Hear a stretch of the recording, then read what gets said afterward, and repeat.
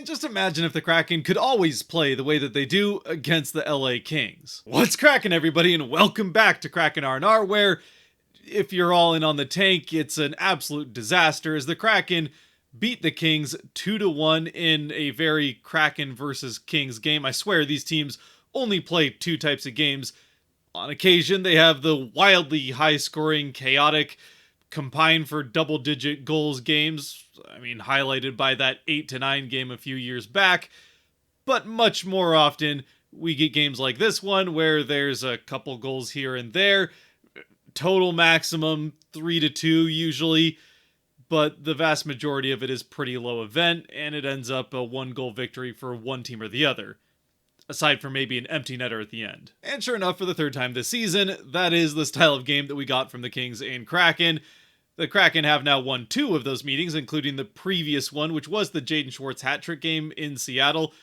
What feels like now quite a long time ago, that first half of the season feeling longer and longer ago as the last few days of this season drag out, with the Kraken already eliminated a while ago and us, well, yeah, kind of counting points in the standings the other way around. But either way, that win, yes, technically was 4-2, but it's a 3-2 win with the empty netter tacked on at the end, which was important because it was the last one of Schwartz's hat trick. Either way, the previous meeting in LA was another 2-1 game with the Kings winning that one. And now we're right back to that low event hockey where whichever team manages to take advantage of one extra mistake ends up with the 2 points in the standings. And once again, tonight, that team was the Kraken. But like I did say, if you are all in on the tank, I mean, you gotta be feeling like, go figure they wait until this point in the season to finally win 3 straight again for the first time since mid-November. Which, yes, it has been since mid-November when they actually won 4 straight that they'd put together 3 wins in a row. And now with this most recent winning streak, it drops them to 7th in the draft order, where they're now 3 points ahead of the team, which I think is the Boston Bruins, in that 4th spot where the Kraken would really like to finish. It's still very possible the Bruins have a game against the Blackhawks and then a game against the Penguins, who are also now tied with the Kraken in points, so still a big jumble of teams all within 3 points of each other. Things could shake out in any different way, but the way the Kraken are playing right now, it's looking less and less likely that they're going to get one of those top 4 picks, unless they do win the lottery from somewhere in that 6 or 7 range in the order. But at least for those that just like watching the Kraken win, regardless of what it might mean for the future, this has been a fantastic stretch of games. The Kraken get that fun, dominant win over the Canucks, the team that could eventually be a big rival for them. Then they take care of business against the Sharks, so they don't get embarrassed by losing 3 of 4 games against that Sharks team. And then they come in against a Kings team that, for whatever reason, the Kings always seem to, or the Kraken always seem to have the Kings number. They always play well against the Kings, regardless of what the difference is, and right now it's pretty big between the two teams in the standings. This is a team that the Kraken just always seem to keep toe-to-toe with, whether they're just kind of hanging onto the seat of their pants to come away with the victory like they were in that game at home earlier on in the season, or if they're really battling back and forth with a good, destined for the playoffs and likely a top 3 Pacific Division spot. And it's not like this was a Kings team tonight against the Kraken that knew they're locked into a playoff spot and were just coasting to the end of the season. No, they are desperately fighting for every point that they can get to the end of it, because they are in a tight race with the Oilers to see who can get home ice advantage in what seems destined to be an Oilers versus Kings rematch once again in the first round. So, especially considering the Oilers were in the middle of and did eventually lose to the Ducks in Anaheim, it would have been a good night for the Kings to win and pick up 2 points in the standings on the Oilers, but the Kraken just wouldn't let them have it. At least for me anyway. Well, I do have to admit that I kind of would like to see the Kraken even lose out the rest of the way if that's what it takes to get back into that at least 4th spot in the draft order. The number one objective, I think, at this point in the season, what I most want to see from the Kraken is full 60-minute efforts and not just phoning it in or coasting and giving up on games. I want to see them trying to get in these good habits of playing a full 60 minutes and not just coasting through different parts of the game like we saw them do through large chunks of the season. That's how we ended up in this spot that we are right now, where it would be better for them to lose. I just want to see them establish those habits and that mentality of playing a full 60 minutes, regardless of what it means. And while at least tonight it did mean that they picked up 2 points in the standings, that is exactly what we got. A full 60-minute effort and a fantastic game from the team at both ends of the ice, especially the defensive end where they were solid, maybe not quite all night long, but from kind of the 3 to 4 minute mark of the first period through the rest of the game. The Kraken were fantastic in their own end and in transition on the back check, which has been an issue throughout most of this season.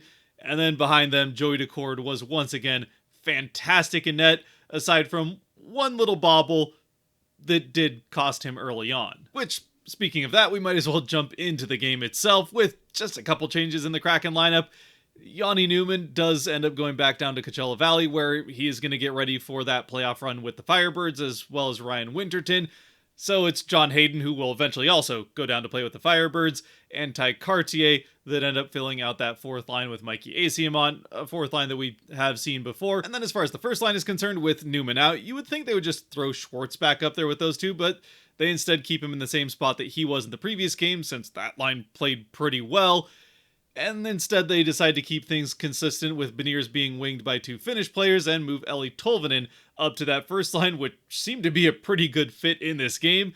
They're able to set him loose on 2 breakaways throughout the course of it, one of which came off of a very nice play on the back check from Matty Beniers, who just comes right up behind a Kings player, pickpockets him, steals the puck, and then flips it around, throws it to Tolvanen on the other side of the neutral zone, and he skates in for that breakaway. Unfortunately, he isn't able to score on either one of those 2 breakaway opportunities, but that line was fantastic all night, and as we'll get to, they do end up getting rewarded at one point in the game. But before we can get to that, we do still have to get through the first couple minutes of the game, which the Kraken themselves have quite a bit of trouble getting through, and really don't get through all that successfully whatsoever, as it is all LA Kings from puck drop through the first 2 to even pushing 5 minutes of the first period. They're spending the vast majority of the time with the puck, certainly through the first 2 minutes. The vast majority of that time they're spending in the Kraken end of the ice and getting some pretty good looks on Decord with space, getting in tight, and while Decord was absolutely on his A game and positioning well, so it isn't necessarily highlight reel save after highlight reel save, he is still having to play quite well and all over his crease to keep the Kings off the board. Eventually, though, just before we get to that 2-minute mark, the Kings do find the back of the net off the one mistake that Decord makes all night. It's a shot on net that hits him in the chest and just bounces weird. He's not able to handle the rebound particularly well. It bounces out to the top of the crease, where Quinton Byfield is able to fight his way through Shane Wright. And actually, watching the replay, I had to go back a couple of times to make sure that I actually saw what I saw. He's fighting through Wright, and in so doing, he passes his stick behind himself from one hand to the other before scooping the puck off that rebound into the net with one hand. So even the goal itself on the replay looks pretty incredible, with just the one-handed, while he's being held by Shane Wright, with the other hand he's able to just still fling the puck into the net. That all comes after he passed the stick from one hand to the other behind his back and then did that with that whole chaos happening in front of the net. So yeah, you got to just tip your hat to that one. An absolutely incredible goal from Byfield. And for the Kraken, a wake-up call that they at least half get. They don't allow the Kings to continue the momentum that they had leading into that goal, and eventually do end up with the first power play of the game, where, well, if we're being honest, it just isn't a very good power play for the Kraken for the vast majority of it anyway. The first minute and a half, at least, of the power play doesn't go anywhere. The Kings have no trouble killing off that first 75% to 80% of this power play before all of a sudden the Kraken out of nowhere get a flurry of chances, a couple very good ones that Kemper is able to keep out, and well, then the power play is killed off by the Kings, and we get into the meat of the first period, where it gets back to that Kings-Kraken hockey that I talked about in the beginning, that is pretty low event, a lot of it being played in the neutral zone, and a lot of failed entries, just solid play defensively at your own blue line from both teams, not making it easy for either team to get possession in the offensive end, and that then leads to not a ton of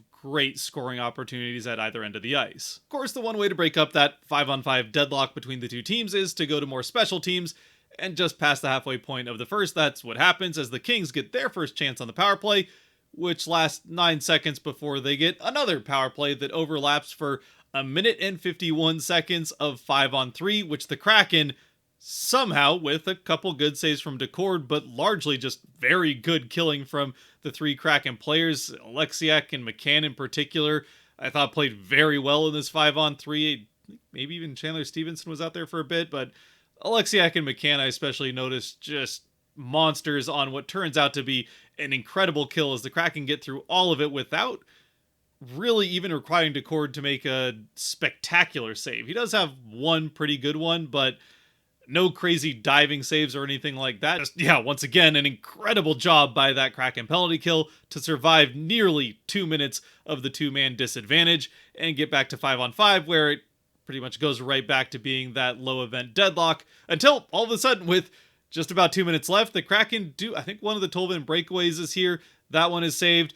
But then, as we get into the final 2 minutes of the first, the Kraken into the offensive end, which was a bit of a rarity in the first period, the Kraken getting into the offensive end with control of the puck, and they certainly have it here, as it's passed back and forth on the rush down towards the net.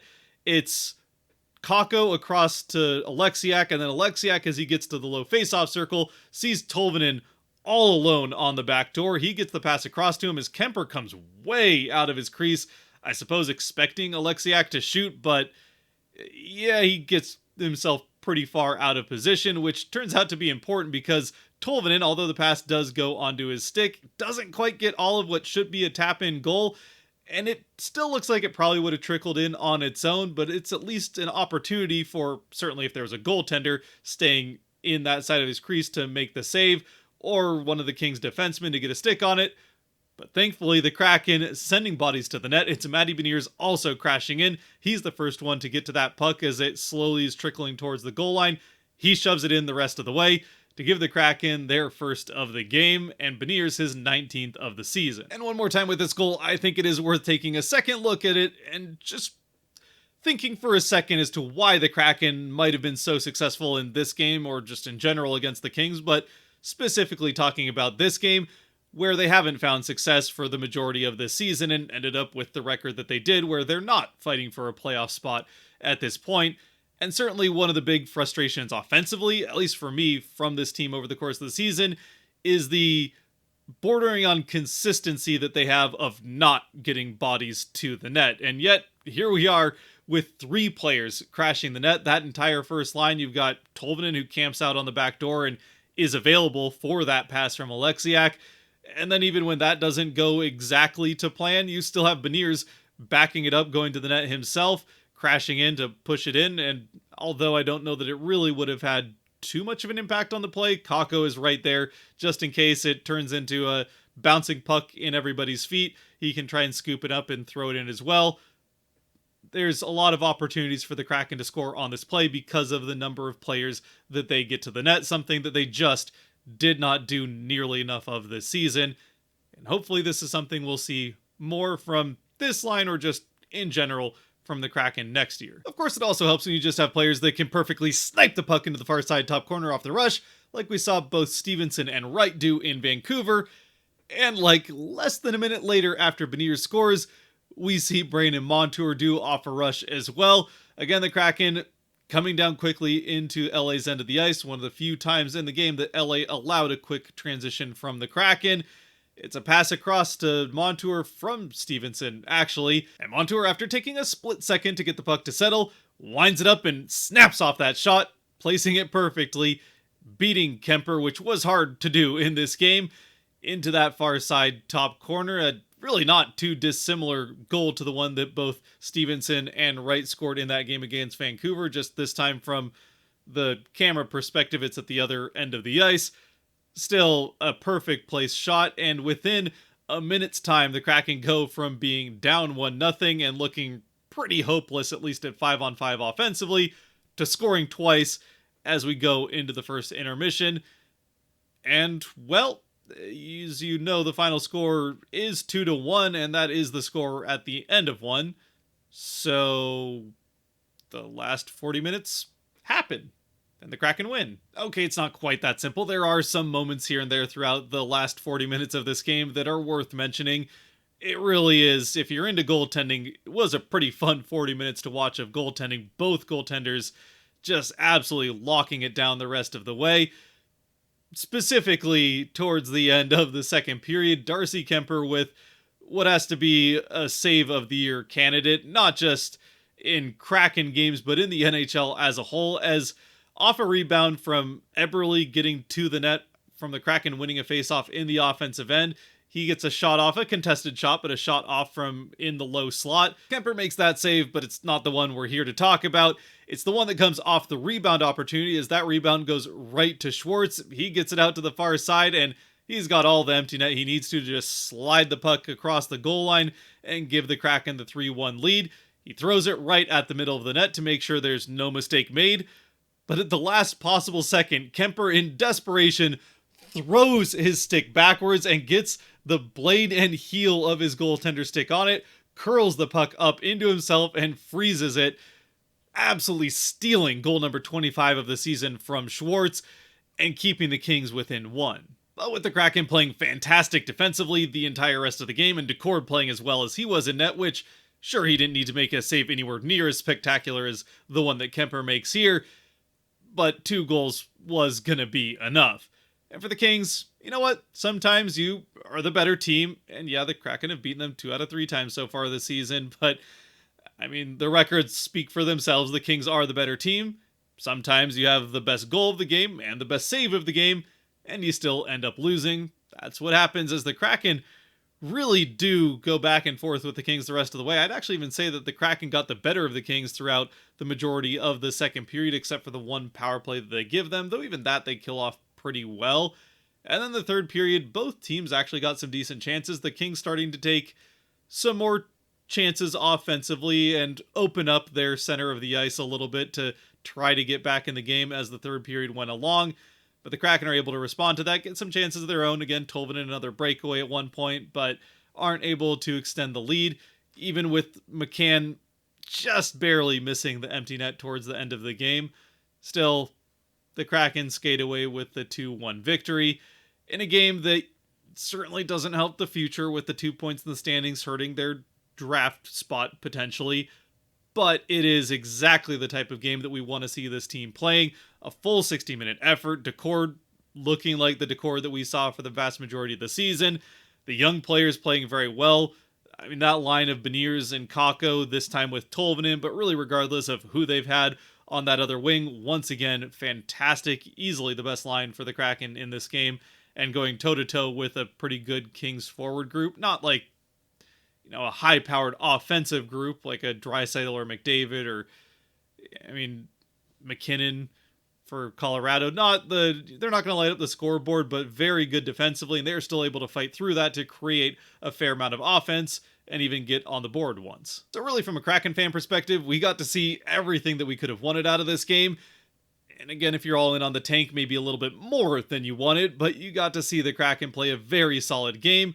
And the only potential downside of this game was that Alexiak did take a puck to the face with his sister, I think, right there. She was either in that corner or she was at the opposite corner, so either a perfect view of her brother getting hit in the face by a puck or couldn't see it whatsoever. Based on the reaction she had when they showed the replay, I don't think she really saw it, but Alexiak does get hit in the face midway through the third and doesn't even end up leaving the bench. It does take him a while to get to his feet and skate slowly to the bench, but once the shock wore off a little bit, and it's going to have, I'm sure, a healthy bruise, and that'll look very hockey player, but he stays in the game, has 2 more shifts the rest of the way, so you'd have to assume that he'll probably keep playing because, well, that's just what hockey players do. But anyway, with that, I think we've pretty much covered everything that we could possibly talk about with this game, aside from I forgot to mention that Riker Evans didn't play in it due to an illness, so I guess we'll find out whether he plays the second half of a back-to-back. If you're sick, then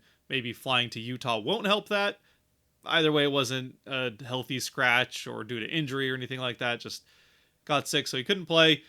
Aside from that, yeah, we think we can just get to the Kraken 3 stars, which we can easily find 3 stars for the Kraken, even if they didn't light things up offensively like they did in the 2 previous games. They once again were solid defensively, now giving up just 2 goals in the last 3 games combined. So it would have been nice if it could have happened back in, say, mid-November, the last time that they won 3+ games in a row, but at least they're playing some consistently good defense. Finally. As for the Kraken 3 stars, though, as always brought to you by the patrons over on Patreon. If you do want to help decide Kraken 3 stars, or really at this point, more be a part of deciding the channel awards for the team at the end of the season, you can help by supporting a little bit more than you already are by watching this point by going to the link down below and supporting on Patreon as well. The first star, even with how good the Kraken were in front of him, still for me has to be Joey Daccord. An absolutely fantastic night. After a rocky kind of month there from the end of that Four Nations break through right about the last week of March, it was a bit tough for Daccord. Certainly by his standards, it was almost downright bad, but he has looked fantastic here over this last stretch, which doesn't help the Kraken as far as the tank is concerned, but is good to see that he's bouncing back from that, and that it wasn't just he was getting completely burned out by how much he's playing, even regardless of the fact that he's still playing just about every game for them and won't play the second half of the back-to-back, but still is playing pretty much every other game. He still seems to be right back into form. Which, by the way, with this win, he also tied Martin Jones for the most wins by a Kraken goaltender in a season, so assuming that he does play at least 2, maybe 3 of the remaining games, playing the way that he is, there's a very good chance the Kraken do win one of those, even against a tough opponent, and he could end up with that record, even in a season where the Kraken overall team record doesn't look nearly as good as it did at the end of that season that Jones set that record. As for the second star, I gotta go with Matty Beniers. A fantastic game. Really looked good all game long. Easily the best skater, I would say, on the ice for the Kraken. The way that he was playing, especially defensively on the back check, he multiple times took pucks from Kings players. There was one time that he did kind of give one away, but then immediately went and got it back, which is something we have seen a few times over the course of the season, where he gets pickpocketed, but then just goes right back and takes it back from whoever took it from him. And in one of those occasions, like I mentioned at the beginning, he not only stole the puck on the back check, taking it right from a guy that I don't even know that saw he was behind him, and then flipped it around into a breakaway for Tolvanen. So for Beniers, he is finishing the season strong, also gets that 19th goal of the season by going to the net. And then with the third star, I think there's a number of guys you could go with. Obviously, Brandon Montour ends up getting the official first star, which is, I think, just a product of having the game-winning goal that for whatever reason people put more value on when it happens, in this case, in the first period. Montour still had a very good game, but I'm actually going to give this one to his partner in this one in Jamie Oleksiak, who not only had a very good game in his own right, he ends up with the primary assist, or actually secondary assist, what would have been the primary assist if Tolvanen had just banked that off of his stick and in, but he gets an assist in the game and otherwise was pretty good, looked generally good defensively, I thought, and contributed on the offense back on the other half of Montour's pairing. Probably could have worded that better, but you get my meaning. Back with Montour, Oleksiak looked quite good, and then also battles through to still finish out the game after taking a puck to the face, which I'm sure he'll get some grief for from his sister, who was right there to see it, with the seats right up against the glass. But with that said, I'd love to know your thoughts, as always, down in the comment section below, who your 3 stars would be, how you're feeling about this game with the Kraken winning 3 straight and picking up 6 straight points in the standings, but also with the Kraken winning and winning 3 in a row for the first time since mid-November and looking good while doing it against 3 division rivals. Either way, I suppose we'll see what happens with the Kraken in the second half of a back-to-back tomorrow, which has famously been the Achilles heel of this team all season long. They come into it 0-11-0 in such games. So if you're all in on the tank, you have to like their chances of losing that game, even if it's against a Utah team that they have yet to lose at in the history of that franchise. Or I suppose the Kraken franchise either, but they're 2-0 against Utah as they make their first ever trip into Utah. So until then, stay safe out there, be good to each other, God bless, and go Kraken.